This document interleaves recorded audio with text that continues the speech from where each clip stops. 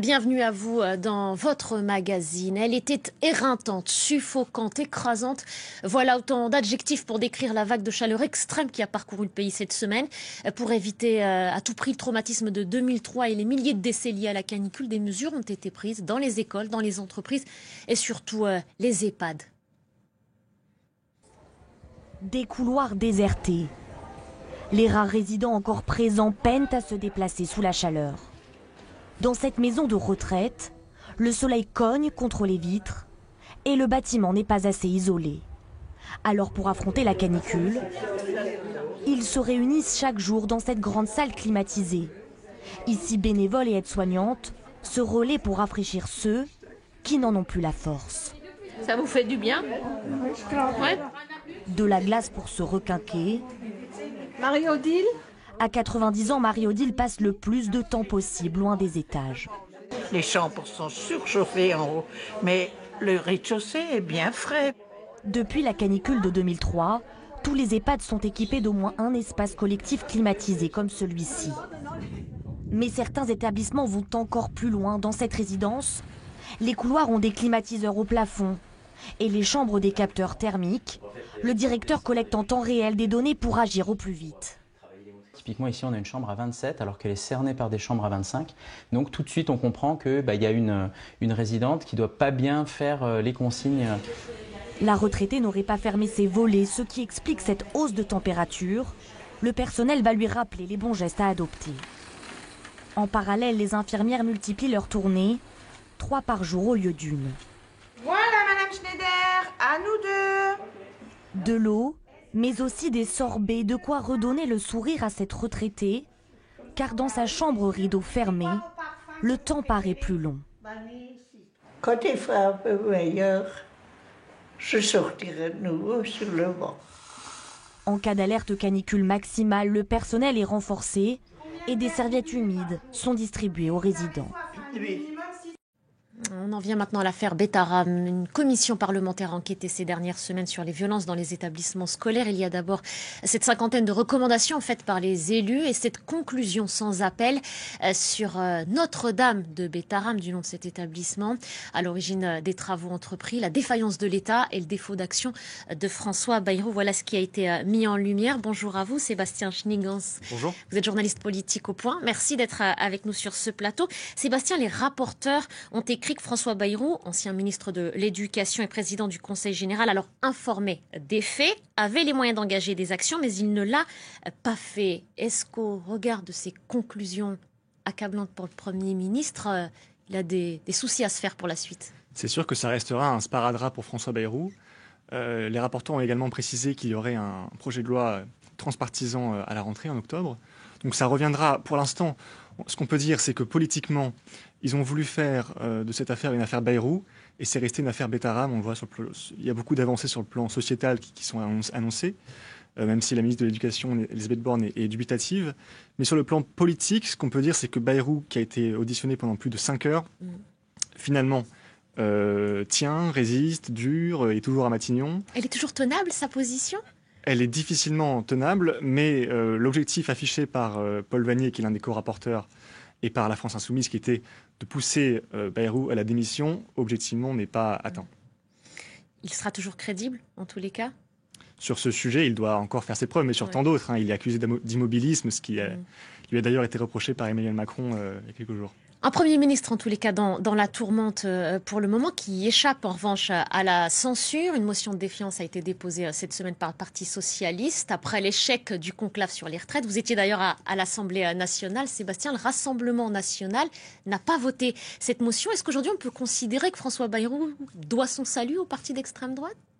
Alors, on peut effectivement le considérer parce que, arithmétiquement, avec cette Assemblée qui, on le rappelle, a 11 groupes et qui n'a pas de majorité absolue, il faut que l'ensemble des députés RN plus leurs alliés, c'est-à-dire l'UDR d'Éric Ciotti plus le NFP, votent cette motion. Or, le RN ne l'a pas voté en expliquant que le moment de vérité serait à l'automne, au moment du budget. Donc il ne l'a pas voté par calcul?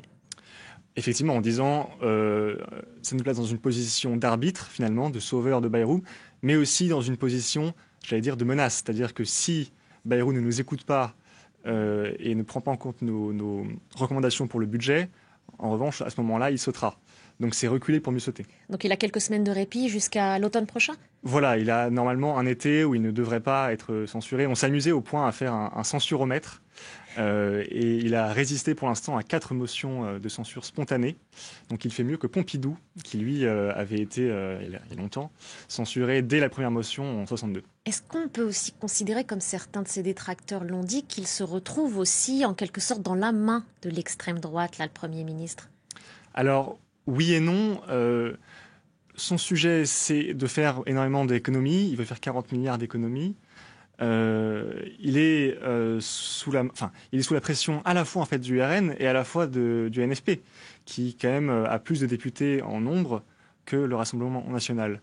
Et puis c'était le cas aussi de Michel Barnier qui en a fait les frais. Donc effectivement, le jour où le Rassemblement national décide que Bayrou, selon eux, ne protège pas les Français, fait trop d'économies, il sera censuré. Il y a eu un autre coup dur pour le Premier ministre qui a décidément pas passé une agréable semaine, un recadrage aussi de la part du président de la République, Sébastien, qui lui demande en somme de tenir ses troupes. Oui, chose rare, un président qui recadre publiquement son Premier ministre en disant un Premier ministre doit diriger son gouvernement. Et digérer sans doute parfois leur sortie de route. Voilà, évidemment, il y a des sorties de route, il y a des Retailleau qui est difficilement gérable, sur les énergies renouvelables, beaucoup de ministres qui ne parlent pas de leur sujet, ce qui a le don d'agacer le chef de l'État, qui met en cause publiquement son Premier ministre, mais j'allais dire, c'est le signe d'une frustration. En fait, l'immobilisme de François Bayrou renvoie le président à sa propre impuissance. Et donc je pense qu'au bout d'un moment, c'est sorti, et il le dit publiquement. Oui. Dans l'Express, d'ailleurs, cette semaine, il y a un grand récit où il s'énerve que son Premier ministre n'écoute pas, ne fasse rien, lui qui n'aime rien tant que le mouvement. Donc effectivement, Bayrou vit sous la menace de beaucoup de personnes. Est-ce que vous pensez, on approche du 8 juillet, date à laquelle le président de la République peut à nouveau dissoudre l'Assemblée nationale? Est-ce que vous avez quelques éléments, quelques secondes là-dessus? Est-ce que c'est possible? Alors l'Élysée fait planer la menace, mais un peu comme toujours. Vraisemblablement, il n'y a aucune raison de dissoudre maintenant, d'autant qu'on a vu les effets de la précédente dissolution il y a un an. Je n'y crois pas vraiment. Pas pour l'instant. Je vous garde encore un peu au chapitre politique. Toujours un sommet près de Paris s'est tenu cette semaine sur l'avenir de la Nouvelle-Calédonie, et ce 2 mois après l'échec des discussions d'Eva autour du chef de l'État, des acteurs de la vie politique, économique, des représentants de la société civile aussi. L'objectif étant de sortir le territoire, l'archipel, de la crise dans laquelle il a plongé il y a plus d'1 an après les émeutes de mai 2024. 14 personnes, je vous le rappelle, avaient alors perdu la vie. Cette première en France, jamais auparavant la justice avait mis en examen un homme pour un projet d'attentat d'inspiration exclusivement masculiniste. Le suspect, un jeune lycéen de 18 ans, a été interpellé à Saint-Étienne. Il avait 2 couteaux dans son sac à dos à ce moment-là. Nathalie Pérez, on regarde ce sujet, je vous fais réagir, Sébastien. L'interpellation du jeune suspect a eu lieu ici, devant son lycée, à Saint-Étienne. 2 couteaux ont été retrouvés dans son sac. Selon les enquêteurs, il s'apprêtait à passer à l'acte et à s'en prendre à des femmes.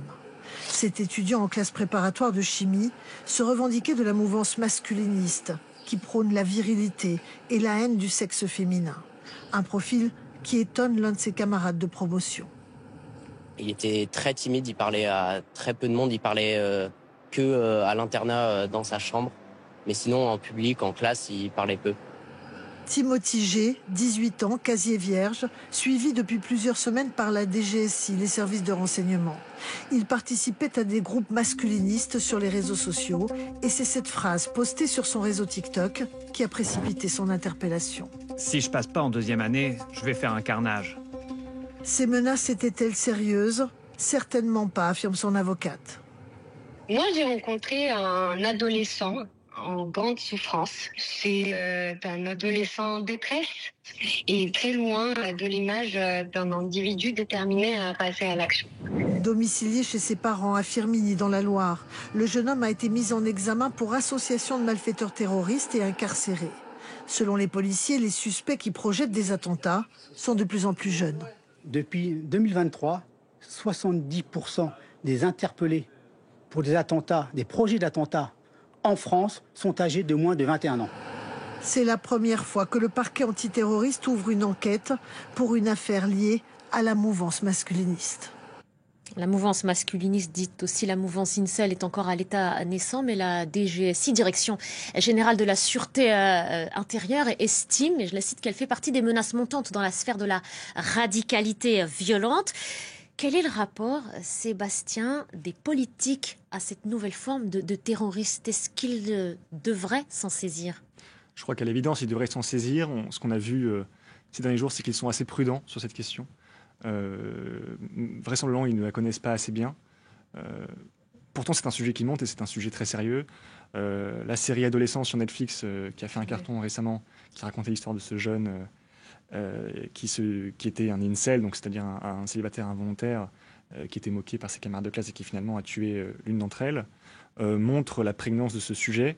Mais pour l'instant, les politiques ne sont pas au rendez-vous, on peut le dire. Il n'y a aucune proposition de loi, et même les réactions sont assez faibles en réalité, alors que c'est quand même une qualification très grave.